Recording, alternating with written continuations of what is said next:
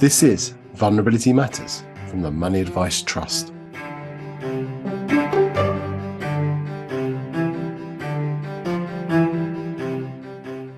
Hello. Welcome back to Vulnerability Matters from the Money Advice Trust. I'm Chris Fitch. In today's episode, we meet someone who, for the last 3 years, has held a government-appointed role that's been celebrated by some as having the potential to radically reform financial services provision for disabled consumers, while being criticised by others as lacking real power or authority to bring about the change that is needed. Described by those who know her well as determined, fiercely bright and politically astute, Kathryn Townsend is, for a few more weeks at least, before she finishes her term, the Disability and Access Ambassador for Banking and also Head of Customer Vulnerability at Nationwide Building Society. So I spoke to Kathryn about what motivated her to take on a role that has split opinion in the past, just how she's gone about changing an entire banking sector in the present, and where, in the future, she sees the next challenges for herself as well as for the ambassador role more widely.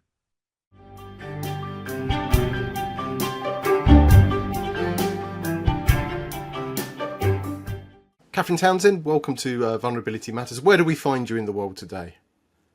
I'm in sunny Stoke Newington in North London. Very, very nice. Now, for me, I would assume that everybody knows you. But if there's one or two people out there in the Outer Hebrides that haven't come across you, in a nutshell, just tell us about yourself. So I currently work at Nationwide Building Society, where I've been for the last 2 years, heading up customer vulnerability with my fantastic team. Prior to that, I was in a similar role at Barclays with another fantastic team doing the same there, where I was for 12 years. Outside of banking, I'm really passionate about disabled people getting out and about, and I'm really proud to be a trustee for Ewan's Guide, the Disabled Access Review site. Now, Kathryn, some people have described the Disability and Access Ambassador role as a real opportunity to become a powerful ally for disabled people in getting much better experiences by financial services. But there's another side to the coin where others have been slightly more cautious and critical, citing the government's track record on disability benefit reform, doubts about whether ambassadors have the power to change anything practically at all, and also pointing to the low numbers of disabled people who become appointed as ambassadors themselves. So with all this probably in your mind right at the outset, we wondered what motivated you to apply to become an ambassador in the first place? Great question. So for as long as I can recall, I've been driven to help make things more accessible and inclusive. And with money being so intrinsic to everyday life, putting my accessibility efforts into the banking sector felt like a good idea. So with regards to the role of the Disability and Access Ambassador, the agenda and the focus set for the ambassadors is determined by them. So the brief given by government is just use your knowledge, skills, experience and network to help improve the lives of disabled people relevant to your sector. That doesn't admonish anyone else, public sector or other industries or the government, from their own responsibilities for disability inclusion. It's not an or, it's an and. So with that in mind, I felt that, I had the experience and ability to help drive some progress in my sector. Now, you're in your final year of being an ambassador. I guess you have to give back your keychain, your special hat, all the paraphernalia that comes with it. And during your 3 years, you focused on 3 key priorities, which I know are really important to you. Cognitive impairment, DDEF customers and disabled customer experience. Why these priorities, though? What was it about them that stood out for you? There were 3 main reasons that I chose them. First and foremost, it was based on issues that I had seen and witnessed firsthand through industry, through listening to customers and seeing those real cases of issues where I felt like we needed to drive change. Secondly, it was the ability to actually make a difference in my 3 years. I wanted to focus on 3 things because I didn't want to try and do too much and then not really achieve anything. I thought, how can we be more precise and try to move the needle on some specific areas? Because there's a hell of a lot you can do, but trying to keep it narrow. And thirdly, it was around what did the rest of my peers think? So I engaged with my counterparts across different banks, building societies to say, what's on your mind? What are the issues that you're seeing? And then sort of sifted through to see where we could drive change according to those 3 areas. So let's take each of those three key priorities in turn. Take them whatever order you want. Tell us how far you've got. What have you changed for each of those? So if we start with the disabled customer experience, for me, this was around really trying to see how we could look at consistency of customer experience, sharing best practice across the industry, and trying to help just everybody move forward a little bit. So some of those are key themes that came up again and again in all of the work. The best example of this is the Experience Support Hub and the industry conversations around consistency of customer experience. Because when I've spoken to disabled people and talked to them about accessible services that exist, one of the biggest gaps is that people just don't know. I've talked about services and they've gone, I wish I'd known about that. I didn't know that you did that. It's like the best kept secret almost. So Experience Support Hub and the work around promoting support needs is helping to raise awareness with consumers about what's available. That's one thing. But then also it's helping the industry to drive greater consistency, because across 20 firms, you might have 20 different ways of describing the same service, which means that it's a quagmire for consumers. How do they know that services A and B are the same? We use jargon, we use difficult language, and that language and communication isn't always grounded in lived experience and real consumer feedback. And then secondly, if we look at cognitive difference, for me, this was all about how do we get greater awareness of the needs of people with learning disability. Across the industry conversations I've been part of, there's a lot more advocacy and support and understanding for physical disabilities, sensory disabilities, like hearing and sight loss. But where was the conversation about people with learning disabilities? It really seemed lacking. So I wanted to shine a spotlight on that, and actually convened a group of firms to come together and say, what do we see are the issues in this space, and how can we collectively work towards them? And then finally, it's the support for deaf customers, which is by far the thing that's gone the best, I think, in terms of evidence-based action and impact. And that's been about raising awareness of what are some of the support needs that deaf people need, whether that's someone with hearing loss or someone who's a British Sign Language user, and how can firms work towards improving their offering. And the reason that, I just chose that one is because it affects up to 12 million people in the UK. There's a huge number of people with hearing loss, but the barriers are significant if you can't communicate. And so that for me felt like a really great one to go after with high scale and prevalence of population. But also the solutions are there. Some of the things in vulnerability, we need to create the solutions. But in this case, a lot of the solutions were already there. Firms just needed to understand them and put them into place. So you've planted some seeds with the cognitive difference. You've been involved in projects like Experience Support Hub for Tell Us Once around support needs, and you've pushed probably the furthest, in your opinion, on the DDEF customers around hearing loss. So let's take stock then as we come to the end of this 3 years, and going to think about how far you're able to go on those priorities. I wonder if you could also reflect on the challenges that you encountered in getting things done and trying to translate these priorities into real world accessibility for disabled customers, because it's hard enough to do it in our own organisation. Trying to change a sector on your priorities is challenging. So how far were you able to go, and what got in the way? What stopped you getting further? Well, actually, the translation from disabled customers was the bit that was already done, because I'd already started with those needs at the start of my journey. I'd started with what I'd seen were some of the barriers and started with that as where to go. So I then, looked at things like insights like complaints, media, research around the harms and needs of disabled people. And then what took time was figuring out how to tackle it. But this was helped enormously by working with UK Finance and its members. So UK Finance being the UK banking industry body, and its members to help drive change and drum up support and then report on progress. the challenge there is that across the vulnerability landscape is there's so many competing priorities that how do you find enough bandwidth to add to this? But I want to put something to you. Someone once said that there's no change without progress, but not all change is progress. So when it comes to financial services, I wondered what specific, concrete, replicable changes you've seen that really do represent real progress for disabled customers. I'm going to go back to the deaf work for this one actually, because this is really concrete examples. That started with the knowledge of some clear harms experienced by deaf people.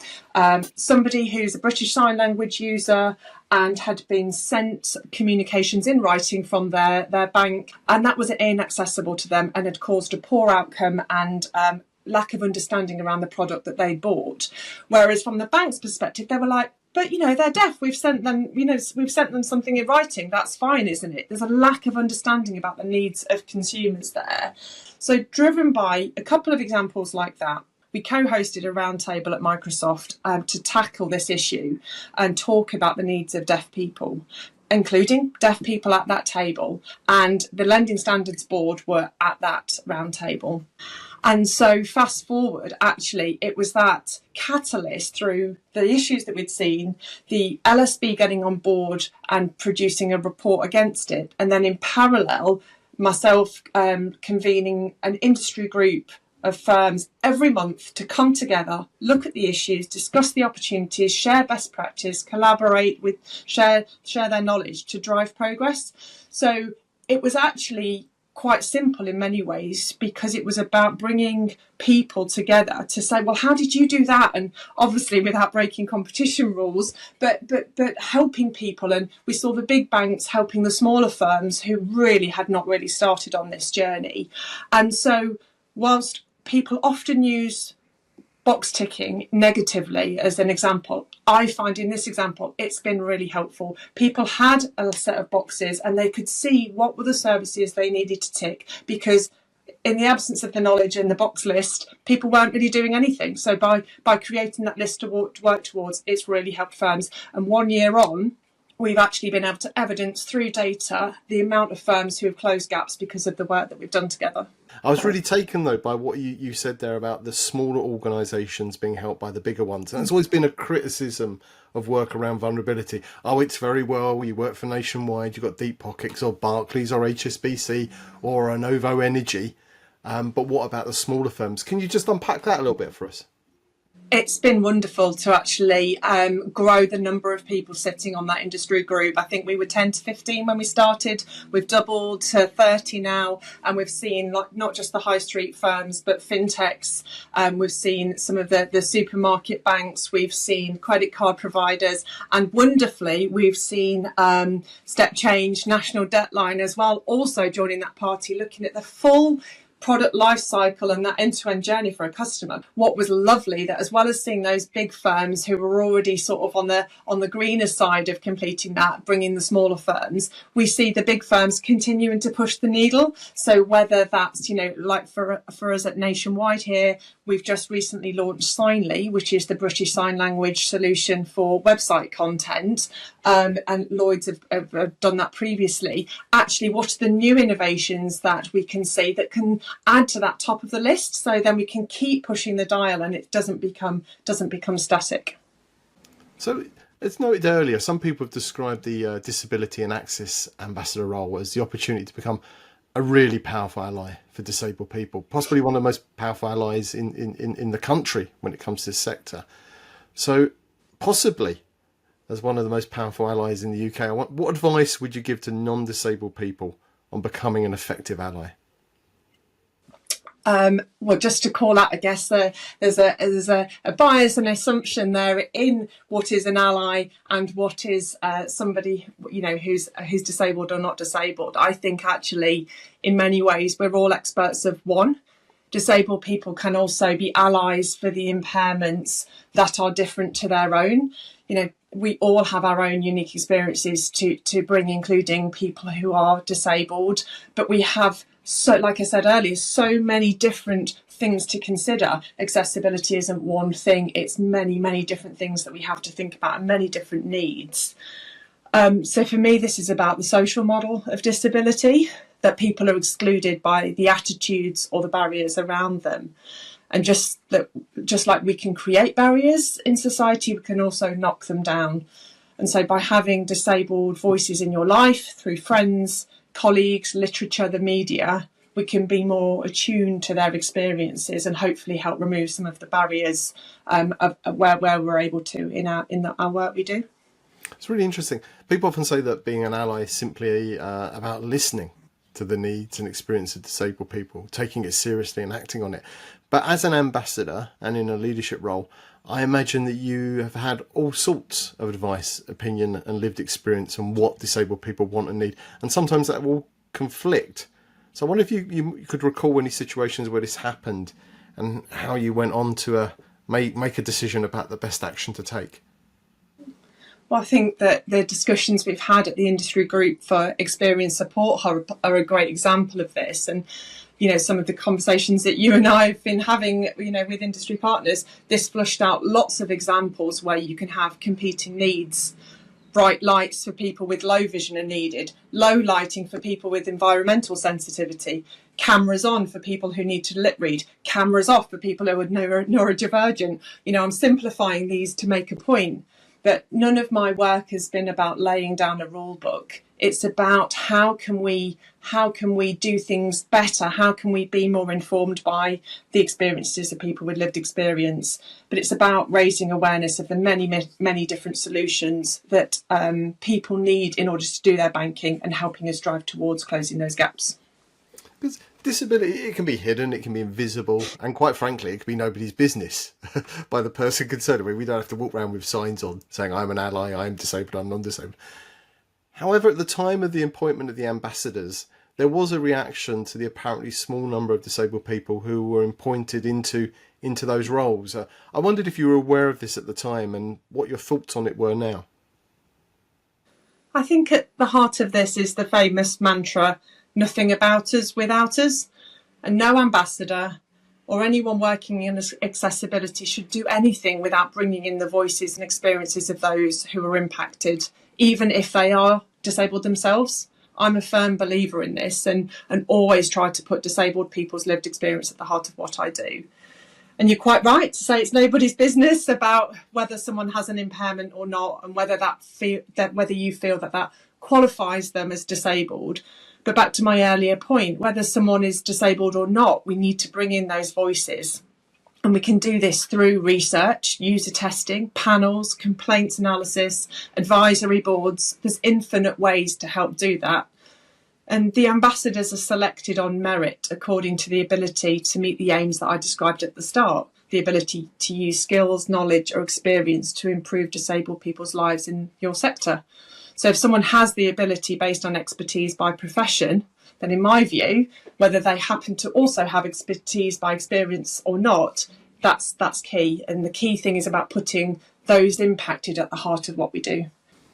So you stepped down as an ambassador shortly. I wondered what one thing you would like to be remembered for, and what one thing related to disability or vulnerability that you're planning to do next. The thing I'm most proud of is actually not something that I'll be remembered for at all, because I don't think anyone will ever know. The thing I'm proud of is that I hope that for some deaf people interacting with their bank or their debt charity or their, credit card provider, that they happen to find it a bit more welcoming, a bit more inclusive, a bit more accessible than it may well have been otherwise. But hopefully the beauty of that is they won't ever know, because it will just feel natural, like it should for any user. So that's the one thing that I hope for. What one thing are you planning for next around disability and vulnerability? What's on the list?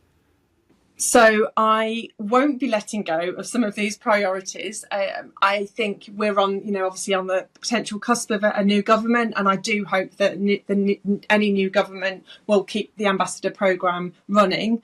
I think it's, really value add to society.